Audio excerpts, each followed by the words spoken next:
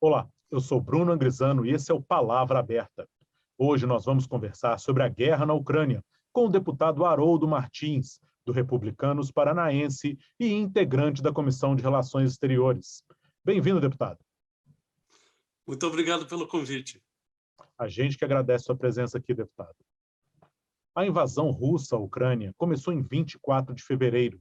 No dia 15 de março, quando finalmente uma mesa de negociações entre russos e ucranianos tomou forma, a guerra já havia ceifado 15 mil vidas, destruído quase 2 mil edifícios, desalojado pelo menos 3 milhões de pessoas e causado danos materiais estimados em 120 bilhões de dólares. E enquanto a Rússia continua pressionando os ataques, os ucranianos não dão sinal de desistência. Deputado, quanto tempo mais o senhor acredita que dura esse impasse terrível? Olha, é difícil, muito difícil de dizer.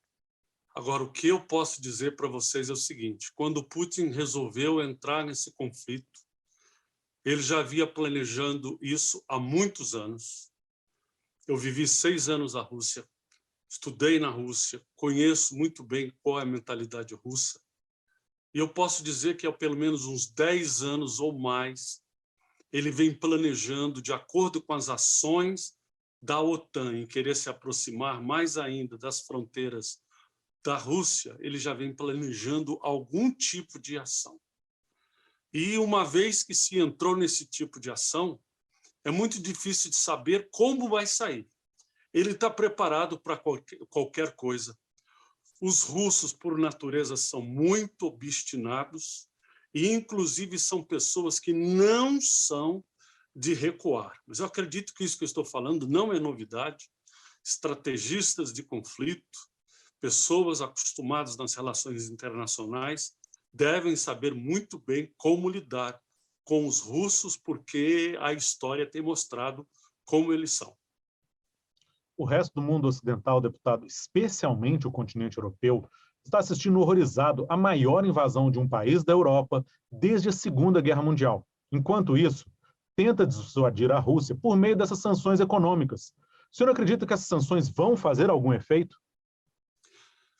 Olha, eu gostaria de, antes de responder diretamente a pergunta, dizer que esse conflito já vem desde 1991, a partir do momento em que houve a dissolução da União Soviética, que o poder bélico unificado das 16 repúblicas, que são os 16 países que eram partes da União Soviética, já não existia mais como bloco, a própria existência da NATO já passava a ser questionada. Os Estados Unidos se unem aos seus aliados, formam esse Tratado do Atlântico Norte contra a ameaça soviética comunista da União das Repúblicas Socialistas Soviéticas. Ora, a partir do momento que, como um bloco, ela deixa de existir, a OTAN, ou a NATO, por si só, também perde um pouco o seu sentido. Mas, ao invés de perder a força, porque o inimigo já não mais existia de uma forma organizada e pela ideologia unificada das 16 repúblicas, a NATO continuou crescendo. E continuou crescendo para o leste europeu e recebendo membros na cozinha da Rússia. Ora, qualquer pessoa, não é preciso ser conhecedor de estratégia internacional, é claro que o maior país daquilo que era a União Soviética no passado se sente ameaçado. Então, imagina só a Rússia vendo o país mais forte, que é o segundo país em potência na época da União Soviética e também agora no Bloco do Leste, que é a Ucrânia, sendo, de alguma forma, cortejada pela NATO.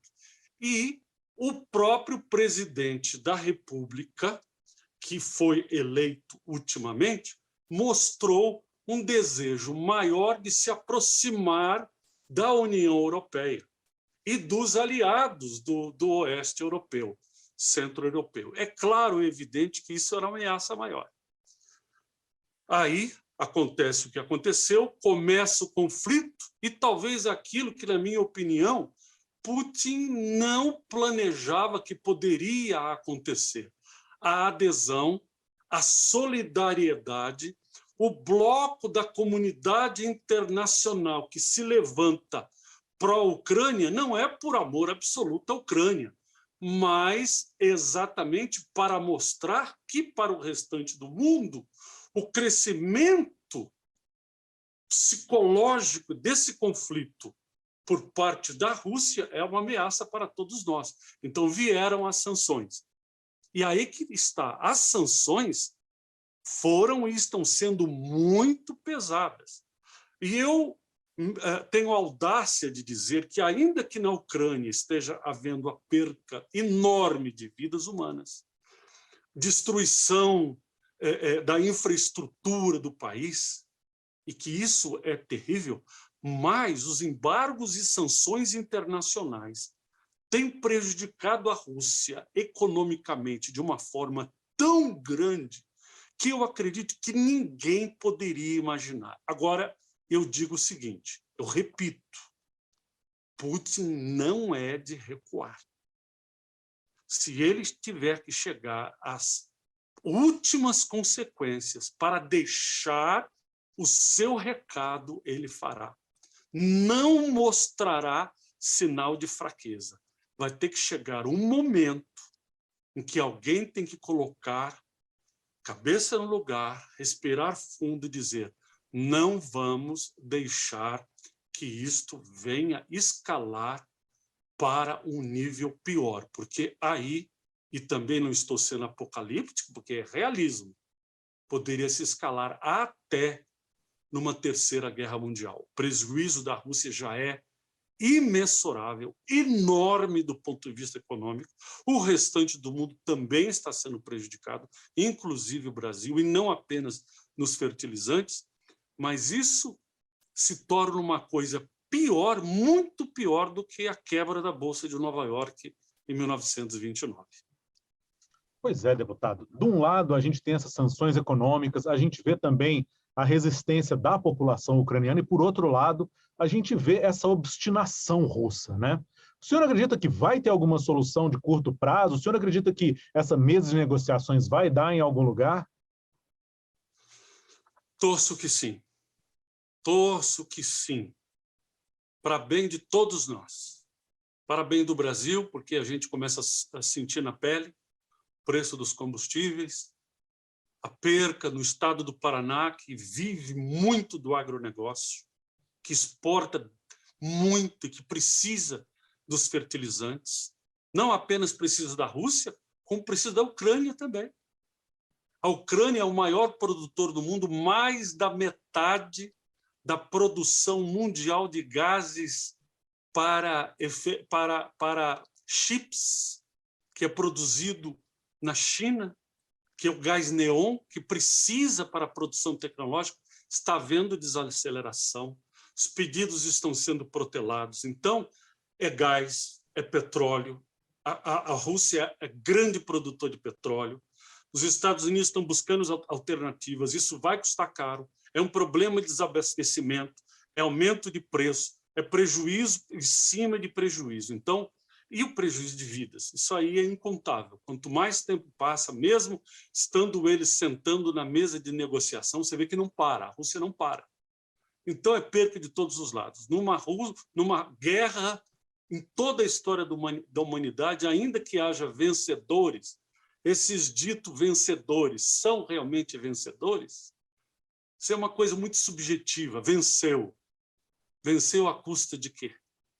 Venceu à custa de muita morte, de muito atraso, de ruínas, de destruição, de décadas para poder chegar àquilo que era o país antes. Então, todo mundo perde. Então, o que eu posso dizer?